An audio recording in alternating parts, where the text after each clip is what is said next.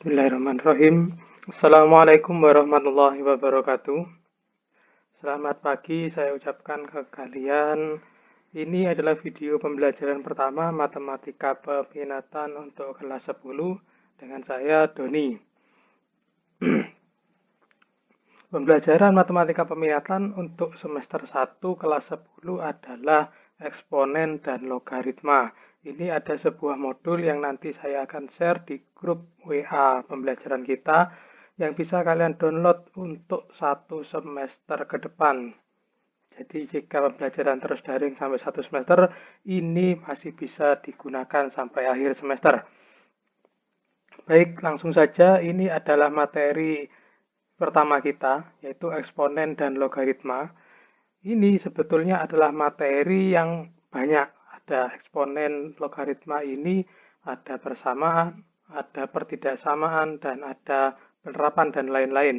Jadi untuk yang pertama, pembelajaran pertama ini adalah konsepnya dulu, konsep dari eksponen. Eksponen sendiri adalah nama lain dari pangkat. Jadi eksponen itu adalah bentuk pangkat dari bilangan bulat. Jadi misalkan di sini ini hanya mengulang materi SMP dan SD dulu. A pangkat N itu adalah A dikali A dikali A sebanyak N kali. Jadi kalau A pangkat 3 berarti A dikali A dikali A sampai 3 kali. Itu yang dimaksud dengan eksponen. Kemudian eksponen atau perpangkatan itu ada beberapa sifat. Yang di sini ada 5 sifat yang paling sederhana. Yang pertama adalah A pangkat M dikali A pangkat N. Ingat ya, dengan bilangan yang dipangkatkan atau bisa disebut basis, bilangan yang dipangkatkan itu sama dan pangkatnya berbeda. Ini bilangan bulat pangkatnya, maka pangkatnya itu bisa dijumlahkan. Yang pertama. Kemudian yang kedua, jika ada dua bilangan yang sama dibagi dengan pangkat M dan N, maka pangkatnya yang atas dikurangi yang bawah. Kemudian kalau ada A pangkat M di dalam kurungnya itu dipangkatkan lagi N, maka sama dengan nilainya itu A dipangkatkan M dikali N, jadi pangkatnya dikalikan. Yang keempat, jika ada dua angka A dikali B, ya titik itu artinya dikali, A dikali B di dalam kurung dipangkatkan N, maka pangkatnya ini akan disebar ke masing-masing angka A dan B. Ini keliru ya, harusnya A pangkat N dikali B pangkat N. Ini keliru, tolong diperhatikan. Jadi jika ada dua angka yang terhubung dengan perkalian, kemudian dipangkatkan, maka pangkatnya itu bisa disebar ke masing-masing angka yang ada di dalam kurung tersebut. Yang kelima, jika ada pecahan A per B dipangkatkan dengan N, maka pangkatnya juga disebar ke dua angka pembagian tadi. Di atasnya penyebut, pembilang, dan bagian bawahnya penyebut dipangkatkan dengan angka yang sama. Contoh, yang pertama 5 pangkat 4 dikali 5 pangkat 2. Itu hasilnya berapa? 5 pangkat 6, karena 4 dan 2-nya dijumlahkan. Seperti itu. Kemudian yang kedua, jika ada 4 pangkat 5 dibagi 4 pangkat 3, maka pangkat yang atas dikurangi pangkat yang bawah. Hasilnya 4 pangkat 2. Yang ketiga, 6 pangkat 3 di dalam kurung berpangkat 2. Maka 6 ini berpangkat 3 dikalikan 2 yang hasilnya 6. Jadi hasilnya adalah 6 berpangkat 6. Kemudian yang keempat, 5 dikali 4, dua bilangan berbeda, dipangkat di dalam kurung ya, terus dipangkat. Maka pangkatnya itu disebar ke masing-masing angka. 5 pangkat 5 pangkat 3, dan 4 pangkat 3. Itu sifat yang keempat. Sifat yang kelima, pecahan kemudian dipangkatkan ya, maka pangkatnya disebar ke masing-masing pembilang dan penyebut. 2 pangkat 4 dan 5 pangkat 4. Seperti itu. Itu sifat-sifat dari eksponen yang pertama. Jadi 5 sifat itu kalian pahami betul karena itu akan digunakan sampai lulus nanti, bahkan sampai kalian kuliah. Ini ada contoh sederhana. Sederhanakan setiap bentuk berikut. 3 pangkat 2 dikali 3 pangkat 5. Bagian atas kemudian dibagi 3 pangkat 4. Yang pertama, menurut sifat yang tadi, jika ada angka yang sama dipangkatkan, maka pangkatnya bisa dijumlah, dikalikan ya. Ini syaratnya adalah dua bilangan itu dikalikan, maka pangkatnya bisa dijumlahkan. Tapi ini tidak berlaku jika 3 pangkat 2 ditambah 3 pangkat 5. Ini hanya berlaku pada 3 pangkat 2 dikali 3 pangkat 5. Kemudian menurut sifat tadi hasilnya adalah 3 pangkat 7. Nah, kemudian ini sama-sama angka 3 tetapi menggunakan pecahan, pembagian. Pecahan itu pembagian. Jadi pangkat yang atas dikurangi pangkat yang bawah. Ini 3 pangkat 7 dikurangi 4. Hasilnya adalah 3 pangkat 3. Yang B juga sama. Misalkan bentuknya seperti ini, angkanya berbeda. Kalian bisa rubah menjadi angka yang paling kecil. 8 itu terbentuk dari 2 kali 2 kali 2. Alias 2 pangkat 3. Maka ganti saja 8 ini dengan 2 pangkat 3 dengan disertai tanda kurung. Jadilah angka yang sama. Jadi kalau menurut sifatnya tadi, kalau 2 pangkat 3 di dalam kurung pangkat 3, maka pangkatnya dikalikan. Bukan ditambahkan seperti tadi ya. Tetapi kalau ada di dalam kurung, itu dikalikan. 3 dikali 3 hasilnya adalah 9. Jadi 2 pangkat 9. Sudah sama? 2 pangkat 4 dikali 2 pangkat 9. Karena ini perkalian, maka kalian bisa menjumlahkan pangkatnya. 2 berpangkat 4 ditambah 9 yaitu 13. Kemudian yang di bawah itu 4. 4 itu berasal dari 2 kali 2 alias 2 berpangkat 2. Ya, 2 pangkat 2. Jadi, karena di atas 2, di bawah 2, maka kalian bisa mengurangi pangkat yang atas 13 ya dikurangi dengan 2, maka hasilnya adalah 11. Begitu. Yang contoh C juga sama.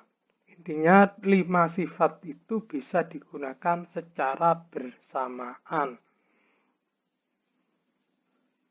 Bagaimana jika bentuknya ini variabel? Misalkan A atau B. Sama, itu juga berlaku. Jadi kalau variabel A akan sama dengan variabel A juga. Jadi kalau yang tidak bisa itu A dan B itu variabel berbeda, tidak boleh kalian jumlahkan. Misalkan ini A pangkat 6 dikali B pangkat 2 sama dengan AB pangkat 6 ditambah 2. Itu tidak boleh. Karena A dan B itu adalah variabel yang berbeda. Ini ada beberapa contoh lagi ya. Misalkan ini A pangkat 2B, artinya adalah A pangkat 2 dikalikan B. Ditambah A dikali B pangkat 2 dibagi A dikali B. Cara mudahatnya adalah, ini untuk menyederhanakan, kalian harus pisah-pisah A dan B-nya supaya tidak berpangkat atau dalam bentuk yang paling sederhana. Misalkan di sini, A pangkat 2B artinya A dikali B. Kemudian AB pangkat 2, A dikali B dikali B, dibagi A dikali B. Untuk di sini, cara menyederhanakannya adalah dengan mengelompokkan AB. AB-nya disendirikan, ini sudah sama, jadi operasi perkalian itu bisa kalian bolak-balik di dalam sini, A-nya bisa di depan, B-nya bisa di tengah untuk perkalian. Tetapi kalau penjumlahan ini tidak boleh. Jadi B di sini tidak boleh berpindah ke B yang sini, tidak boleh. Jadi kalian kurung yang di sini A dan B 2 dan di sini A dan B juga kalian kurung. Nah, kemudian yang tersisa di luar kurung A dan B. Seperti ini. Kemudian kalian kumpulkan A dan B menjadi satu. Nah, di dalam kurung siku A dan B. Ini artinya kalau kalian kalikan AB ke A, maka hasilnya adalah yang ini. Kalau kalian kalikan AB dengan B, maka hasilnya yang ini. Begitu. Ini namanya adalah sifat asosiatif. Kemudian dibagi dengan AB. Tujuannya mengelompokkan AB adalah agar di sini AB yang di atas bisa dicoret dengan AB yang di bawah, menghasilkan A plus B saja. Ini adalah bentuk paling sederhana dari yang ini. Itu contoh penggunaannya. Jadi tidak selalu dengan angka bulat, tetapi bisa juga dalam bentuk variabel. Kita lanjutkan. Jika A adalah bilangan real selain 0, bilangan real itu bilangan biasa ya, termasuk bilangan koma. Selain 0, maka nilai A pangkat 0 adalah 1. Ini buktinya. 0 itu dapat dari N dikurangi N dikurangi N itu adalah A pangkat N dibagi A pangkat N. Karena ini angkanya sama, jika dibagi maka hasilnya adalah 1. Jadi A pangkat 0 kesimpulannya adalah 1 untuk semua bilangan A bukan 0. Jadi bisa 2, 3, 4, negatif 1, dan seterusnya. Jadi selain 0, kalau dipangkatkan 0, hasilnya adalah 1.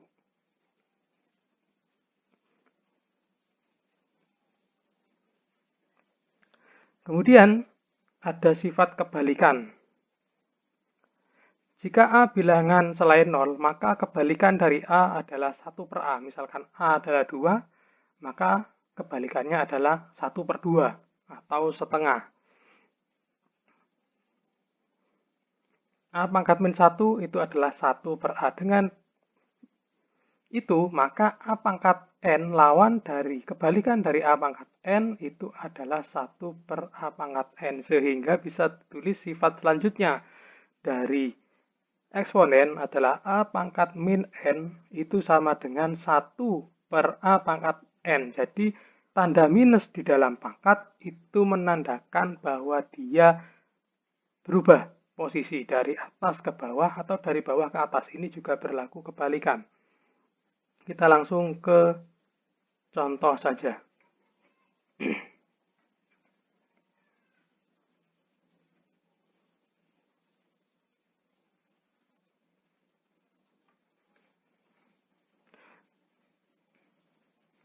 Lanjut dari yang tadi, ya kita lanjutkan A per B pangkat min N, yang tadi kan pangkat N yang di awal.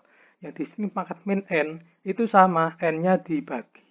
Tetapi karena ini negatif, maka posisinya dibalik. Yang B awalnya di bawah jadi di atas, yang A awalnya di atas jadi di bawah. Seperti itu. Jadi fungsinya negatif dalam perpangkatan itu selain mengubah A pangkat N yang di atas menjadi seper A pangkat N, atau sebaliknya, yang A per B menjadi B per A. Jadi itu. Jadi negatif dalam perpangkatan itu maksudnya adalah menjadikannya 1 per bilangan tersebut. Saya carikan contoh lain.